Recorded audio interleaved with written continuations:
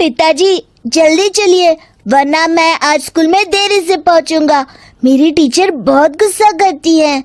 हाँ हाँ बेटा, अभी चलते हैं, बस 2 मिनट रुको। तभी रमेश की पत्नी कमरे से बाहर आती है और रमेश से कहती है, सुनिए जी, आज शाम को आप ऑफिस से जरा जल्दी घर आ जाइएगा। याद है ना, आज आपको मुझे शॉपिंग कराने के लिए लेकर जाना है। अरे भाग्यवान, इस महीने हाथ जरा तंग है। मेरी मानो तो शॉपिंग का विचार कुछ दिनों के लिए अपने दिमाग से निकाल ही दो। मैं तुम्हें अगले महीने पक्का शॉपिंग कराने ले जाऊंगा। अभी मुझे चलना चाहिए, वरना राजू को स्कूल पहुंचने में देर हो जाएगी। देखिए जी, अब आपके ये बहाने पुराने हो चुके हैं। मैं कुछ नहीं जानती। आज शाम को मुझे शॉपिंग करने जाना है, मतलब जाना है। आगे आपकी मर्जी। अच्छा ठीक है भाग्यवान, अब तुम पूरा घर सर पर मत उठाओ, मैं कुछ करता हूँ। इतना कहकर रमेश अपने बेटे राजू को लेकर वहाँ से चला जाता है। घर से निकलने के लिए रमेश जैसे ही अपनी मोटरसाइकिल शुरू करता है, तभी उसकी माँ उसे आवाज देकर कहती है, अरे रमेश, आज शाम को मुझे कुछ पैसे दे देना। याद है ना, मैंने तुझसे कहा था कि मुझे मंदिर में चढ़ावा चढ़ाना है।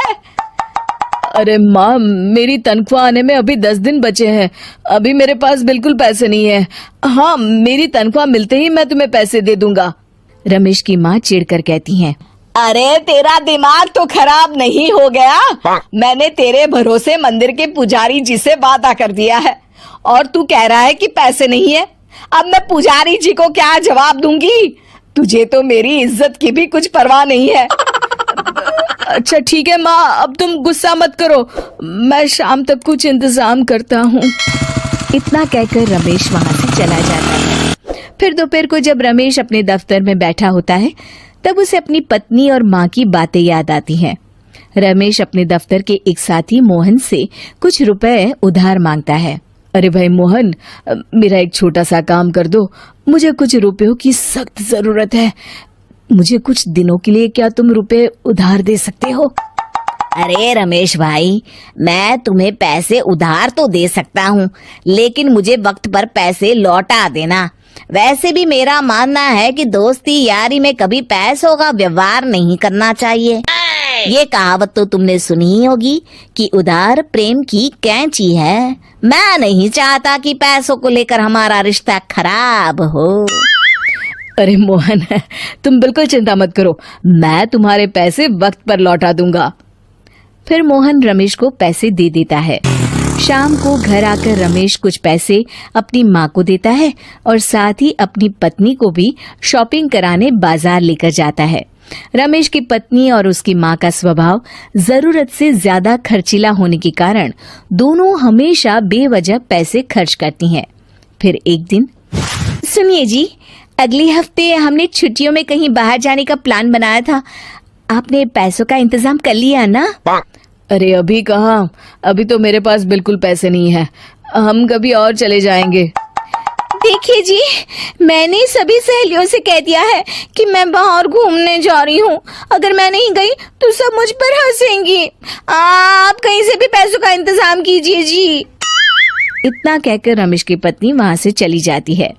वहीं दूसरी तरफ रमेश की माँ भी तीर्थ यात्रा जाने की जिद करती है और रमेश से पैसे मांगती है। फिर अगले दिन रमेश एक सेठ से पैसे उधार लेकर अपनी पत्नी और बेटे को घुमाने ले जाता है और अपनी माँ को भी तीर्थ यात्रा पर भेज देता है। लेकिन जैसे ही रमेश अपनी छुट्टियां बिताकर वापस आता है, कर्जदार उसका जीना मुश्किल कर देते हैं। इतना ज्यादा कर्ज एक साथ अपने ऊपर देख रमेश काफी परेशान रहने लगता है। फिर एक दिन राजू की स्कूल की फीस वक्त पर न भर पाने के कारण रमेश को स्कूल में बुलाया जाता है।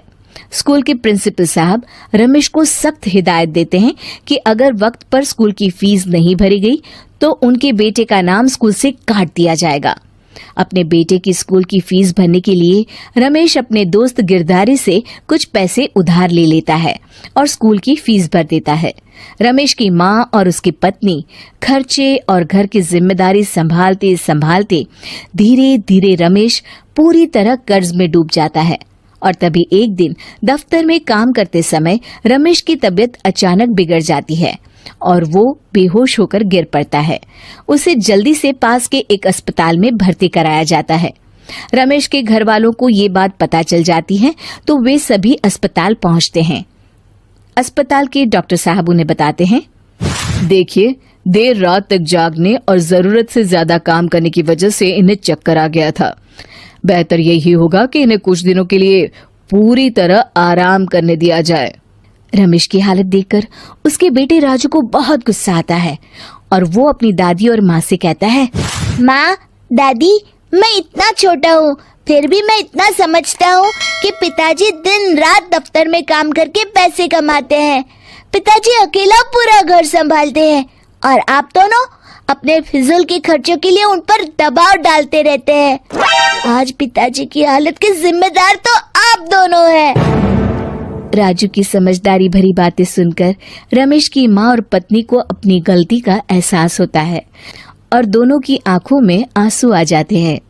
फिर कुछ दिनों के बाद रमेश की तबीयत एकदम अच्छी हो जाती है और वो पहले की तरह अपने काम पर जाने लगता है।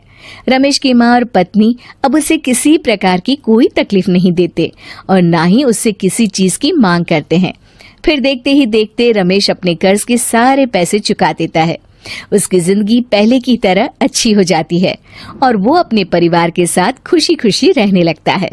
शिक्षा, हमारे रिश्ते एक तराजू की तरह होते हैं जिसकी दोनों ओर जिम्मेदारी और समझदारी का वजन बराबर होना चाहिए। उम्मीद है कि आपको हमारी ये कहानी पसंद आई होगी। कृपया हमारे चैनल को सब्सक्राइब करें और सभी अपडेट्स के लिए बेल आइकन जरूर क्लिक करें। और हाँ, वीडियो लाइक और शेयर करना मत भूलिएगा। Bye bye.